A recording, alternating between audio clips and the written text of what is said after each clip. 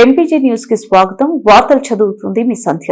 అమెరికాతో భారత ప్రభుత్వం చేసుకున్న వాణిజ్య ఒప్పందాన్ని వెంటనే రద్దు చేయాలని ఇరాన్ పై అమెరికా, ఇజ్రాయెల్ దాడులను ఖండిస్తూ గురజాలలో ఏఐకేఎంఎస్ ఆధ్వర్యంలో భారీ ధర్నా జరిగింది. రాష్ట్ర ప్రధాన కార్యదర్శి యు గనిరాజు మాట్లాడుతూ అమెరికా విధానాలు ప్రపంచ ఆర్థిక వ్యవస్థను అస్థిరం చేస్తున్నాయని, ఈ ఒప్పందం వల్ల భారత వ్యవసాయ రంగం తీవ్ర నష్టాలను ఎదుర్కొంటుందని హెచ్చరించారు.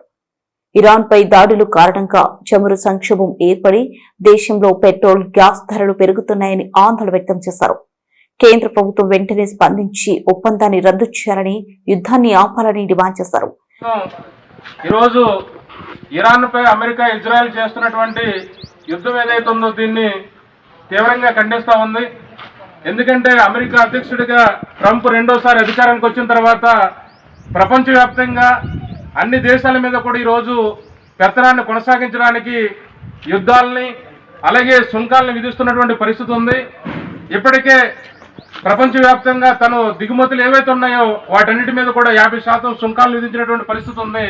అమెరికా సుప్రీంకోర్టు చెప్పింది ఈ సుంకాలను విధించడం చట్ట విరుద్ధమని చెప్పడం కూడా ఈరోజు ట్రంప్ ఈరోజు అన్ని దేశాల మీద కూడా ఈరోజు దిగుమతి సుంకాలని విధించినటువంటి పరిస్థితి ఉంది.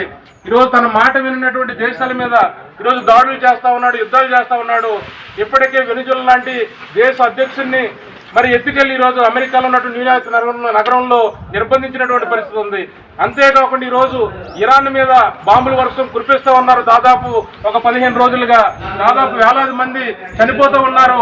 ఈరోజు మొత్తం చమురు నిక్షేపాలకి కేంద్రమైనటువంటి గల్ఫ్ లేదా ఇరాన్ దేశాలు ఏవైతే ఉన్నాయో ఈరోజు సంక్షోభంలో కూరుకుపోయి ఈరోజు మొత్తంగా ప్రపంచవ్యాప్తంగా కూడా ఈరోజు గ్యాస్ కొరతని, పెట్రోల్, డీజిల్ కొరతను కూడా ఈరోజు ఎదుర్కొన్నటువంటి పరిస్థితి అయితే ప్రపంచవ్యాప్తంగా కనిపిస్తూ ఉంది.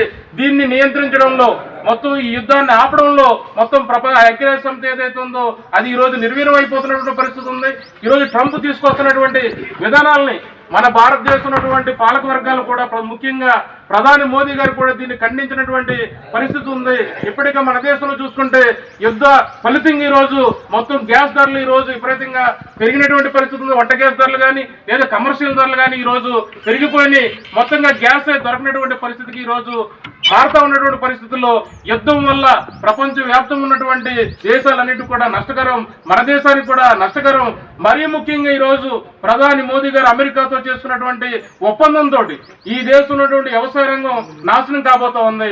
ముఖ్యంగా ఈరోజు రష్యా నుంచి చమురు మనకి చౌకగా వస్తే దాన్ని ఈరోజు అమెరికా కూడా ఆపేయమంటే ఈరోజు మన భారత ప్రభుత్వం ఆపేసినటువంటి పరిస్థితి ఉంది.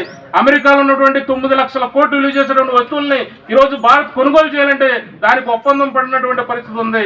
మన దేశంలో ఉన్నటువంటి వస్తువుల్ని అమెరికాలో దిగుమతి చేయాలంటే 18% ఈరోజు సుంకాలు విధిస్తూ ఉన్నాడు. అదే అమెరికా వాడి వస్తువులు మన దేశంలోకి రావడానికి 0 అంటే 0 ఈరోజు పన్ను విధించినటువంటి పరిస్థితి ఉంది. అందుకు కాబట్టి ఈ ఒప్పందం మొత్తం వ్యవసాయ రంగాన్ని, పాడి పరిశ్రమల్ని, ఆక్వా రంగాన్ని, మొత్తం ఈ దేశ వ్యవస్థని నాశనం చేసిన ఒప్పందం. కాబట్టి అఖిల భారత రైతు కూలీ సంఘం ఒకటే చెప్తా ఉంది, భారత ప్రభుత్వం ఏదైతే అమెరికాతో చేస్తున్న ఒప్పందం ఏదైతే ఉందో దాన్ని తక్షణమే రద్దు చేయాలా.